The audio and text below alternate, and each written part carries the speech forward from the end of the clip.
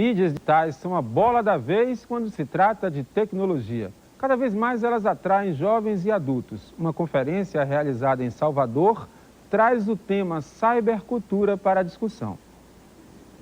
A conferência realizada na reitoria da UFBA abriu os debates que vão acontecer até o mês de outubro. O ciclo Cybercultura no século XXI faz parte da programação dos 45 anos do Instituto Goethe. Nós elaboramos neste ciclo, que dura todo um ano, todas essas perguntas e questões que interessam especialmente aos jovens. A ideia é discutir os impactos e os novos modos de cultura da sociedade de vida que hoje se apresentam em todo o planeta a partir das muitas possibilidades da internet. Na rede hoje, é possível se informar, criar, conversar e até se emocionar. O ambiente virtual, cada vez mais, coincide com o real. Uma tecnologia de comunicação, ela não é uma máquina inerte, ela penetra na nossa vida, ela cria ambientes sociais, ela cria novas formas de socialização, então isso tudo vai transformando a sociedade. Com tantas possibilidades no ambiente cibernético, é preciso discutir os novos formatos de cultura que hoje se apresentam. A palavra-chave é liberdade. O mais importante é que efetivamente as pessoas estão produzindo conteúdo próprio, tá certo? Estão circulando informação, se apropriando dessas novas tecnologias e pela primeira vez há a possibilidade efetiva de emissão, tá certo? Que sai da mão das mídias de massa e passa efetivamente para a mão de qualquer pessoa. Então, com poucos recursos hoje, qualquer pessoa tem possibilidade, nós estamos vendo isso com blogs, wikis, software livre, nós estamos vendo efetivamente uma profusão do que eu estou chamando de uma liberação do polo da emissão, que permite que as pessoas produzam conteúdo e circulem esse conteúdo. Desenvolver políticas de incremento à cybercultura é um desafio para os gestores públicos.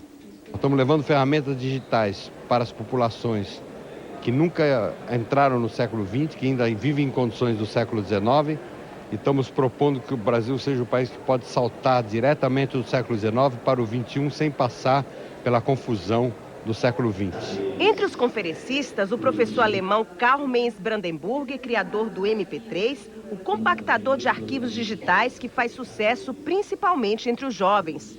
Ele afirma que as novas tecnologias chegaram para mudar a cultura ao redor do planeta. Acredito que o MP3 representa um marco na produção de CDs, DVDs e mídias digitais. Vamos ter ainda novos tipos de mídia, com maior interatividade de serviços, unindo TV e internet. Haverá mudança nas relações sociais e em 15 anos teremos uma comunicação totalmente diferente da que temos hoje. Fim de semana deve alternar momentos de sol e céu nublado em quase todo o estado. Veja a previsão do tempo com informações do Instituto Nacional de Meteorologia. Em Lençóis, na Chapada Diamantina, o tempo permanece nublado a parcialmente nublado, com chuvas isoladas. Mínima de 17, máxima de 30 graus. Em Irecê, no semiárido baiano, o tempo fica parcialmente nublado a claro, com temperatura mínima de 15 e máxima de 34 graus. Em Cachoeira, no recôncavo baiano, o tempo permanece nublado a parcialmente nublado, com chuva fraca. Em Salvador, o tempo hoje também permanece nublado, com chuva fraca. Amanhã e segunda-feira, pancadas de chuva em áreas isoladas. Hoje a mínima é de 23 e a máxima de 29 graus. A maré fica alta às 6 horas da noite e baixa às 11h47 da noite. E veja no próximo bloco um debate aqui no estúdio sobre a segurança pública. E mais, a expectativa do Vitória para o jogo contra o São Caetano no Brasileirão. O TVR Vista volta em instantes.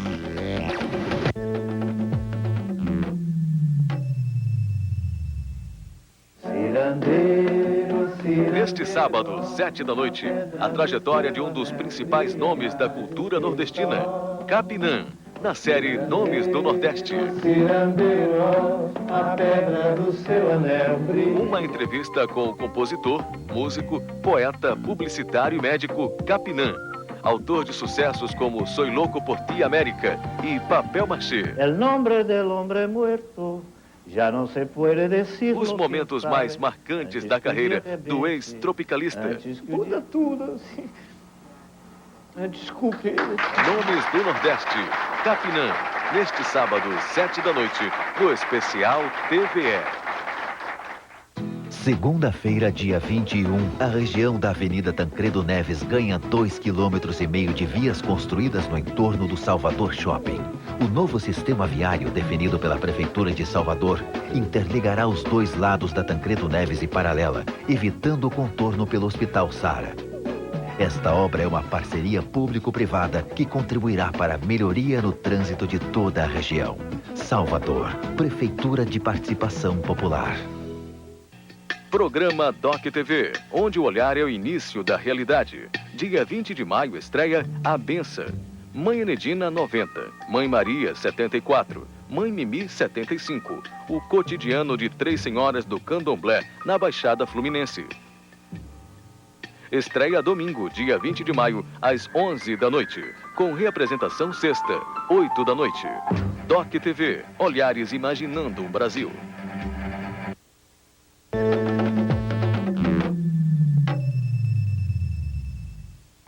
Continua o impasse entre os rodoviários e os representantes do sindicato patronal. A categoria não aceitou o reajuste salarial proposto pelos empresários. Segundo o sindicato, a decisão de continuar em greve está mantida até a próxima terça-feira.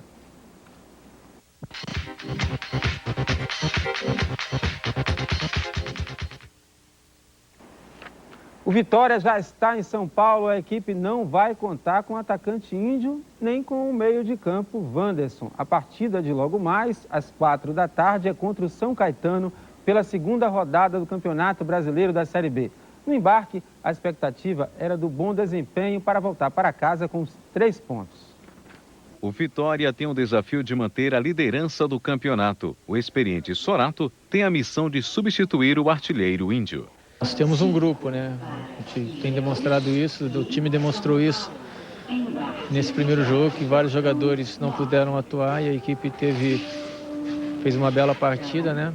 E esse campeonato é difícil, né? E precisa realmente de um grupo forte e o Vitória tem mostrado isso. O meio de campo Garrinchinha ganha nova oportunidade com a suspensão de Wanderson.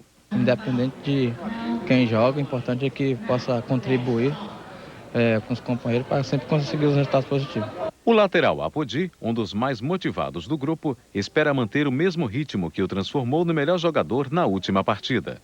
Temos que ter um pouco de cautela porque sabemos da qualidade da equipe deles. Mas temos que impor o nosso ritmo para que a gente possa conseguir o nosso resultado positivo, que é os 3 pontos fora de casa. O Cartão Verde Bahia deste domingo vai apresentar todas as informações da segunda rodada do Campeonato Brasileiro da Série B. Ainda no programa, a participação de Bejoca, que é o novo auxiliar técnico do Bahia para a Série C do Brasileiro. E a nadadora Nayara Ribeiro, que vai representar o Brasil nos Jogos Pan-Americanos no Rio de Janeiro. E o fim de semana esportivo em Salvador também. O Cartão Verde Bahia começa às 8h30 da noite. O TVE Revista de hoje é especial. A gente vai abordar o tema segurança pública. Para começar este assunto polêmico, vamos assistir a uma reportagem sobre os tipos, as causas e os efeitos que a violência gera na sociedade. Entre janeiro do ano passado e março deste ano, ocorreram em Salvador 1.524 mortes, resultantes de assaltos, roubos, brigas de rua e agressões domésticas. Quando eles assaltam, ainda leva, tudo bem. Pior é quando eles assaltam e quer tirar a vida da pessoa. A sociologia define o termo violência como tudo aquilo que fere os direitos de qualquer indivíduo. Que afetam, por exemplo, a autoestima do indivíduo, que afetam a integridade emocional do indivíduo. Não somente aquela física, que é perceptível aos olhos de todos nós, mas são aquelas que estão também manifestas na sociedade, mas que estão subliminares, né, ao direito e à luta consciente de todo cidadão, no caso de Salvador. Existe a violência urbana e a violência rural. A diferença básica entre as duas está que uma ocorre dentro da cidade, outra ocorre no campo. A do campo ela é mais perceptível no sentido da distribuição das terras. Hoje você tem um trabalhador rural que ele está destituído do seu meio de produção, né, do seu modo de produção também, para conseguir oferir renda e ter uma vida digna dentro do campo. Isso provoca um êxodo rural que acaba provocando um inchaço urbano. O êxodo rural provocado pela intolerância social gera o déficit habitacional. Boca do Rio Este bairro é um bom exemplo de déficit habitacional. Aqui é a invasão Curralinho e ali, logo em frente, condomínios luxuosos. A pobreza vizinha da nobreza. A diferença habitacional, fruto da discriminação social, estigmatiza adultos e crianças, gerando um pior tipo de violência, a silenciosa, que baixa a autoestima das vítimas, expondo-as à marginalidade. Eu acho muita discriminação, os povos ficam achando que a gente é ladrão quando a gente passa, para. Como tá passando a polícia ali, e como a gente tá correndo atrás de arraia aqui, aí o policial fica vindo assim, a gente fica olhando para cima assim, parece que ele tá declarando a Deus, não pode acontecer nada de mal. Aí ele vai e olha pra gente assim, desconfiado, e para o carro. Os dados fornecidos na reportagem são do Centro de Documentação e Estatística Policial da Bahia, CEDEP. Para falar sobre segurança pública, estão aqui no estúdio a delegada Emília Blanco, que é diretora do Centro de Documentação e Estatística Policial, e a socióloga Vilma Reis. Boa tarde para as senhoras. Boa tarde. Tudo bem, delegada? Tudo bem. Para começar, essas declarações que a gente acabou de ouvir aí do garoto, né, de que existe, até por parte da própria polícia, um certo preconceito com relação às pessoas dos bairros mais pobres. O que a senhora teria a dizer sobre isso? Olha, veja, já é um estigma que se criou e que a gente não consegue reverter. É evidente que nós não vamos dizer que todos olham muito bem, mas a gente sabe perfeitamente que isso ao longo do tempo vem mudando. A polícia comunitária está aí e tem provado isso. Agora, como todo processo de mudança, até você retirar esse pensar das pessoas vai ser difícil, até porque as crianças, elas já são induzidas a ter a polícia como algo repressivo. Então, vai ser difícil ela olhar e entender que o olhar do policial não é aquele, ele já visualiza o olhar do policial como algo repressor. Eu creio que nós ainda vamos mudar muito para que uma criança, para que um adolescente pense diferente. Vilma, qual é a sua opinião sobre esse assunto? Olha, eu considero uma coisa fundamental. Primeiro, acredito que há uma crença na sociedade que não é algo inventado.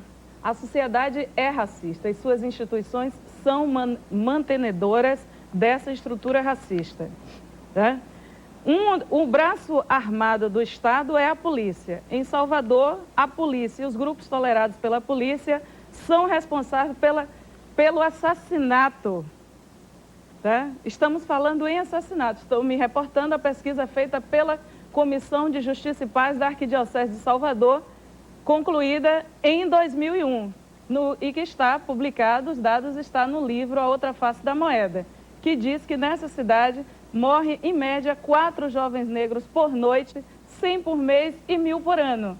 O que eu estou falando com isso? Eu estou dizendo que existe racismo institucional e que o papel do Estado não é contemplar e sim frear a ação racista de qualquer estrutura. Por que nós estamos falando isso rapidamente, só para concluir essa pergunta, né?